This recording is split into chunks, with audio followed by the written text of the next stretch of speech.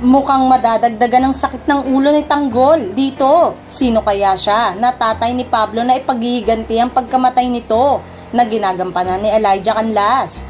May muling aabangan sa FPJ Batang Quiapo.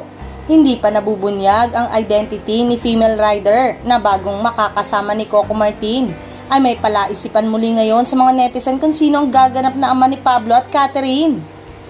Matatandang sa episode kagabi ng FPJ Batang Quiapo ay nakausap na ni Bettina na Tessie Tomas ang ama ni na Pablo at Catherine para ipaalam ang trahedyang sinapit ng apong si Pablo.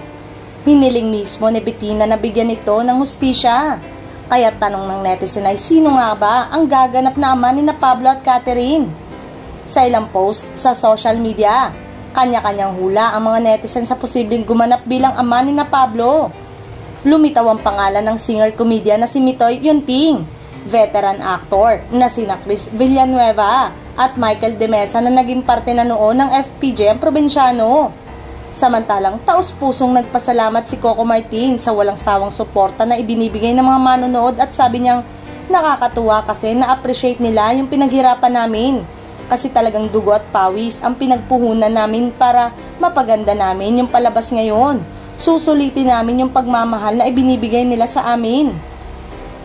Kung kayo ang tatanungin, sino ba ang bet nyong gumanap bilang ama ni na Pablo at Catherine?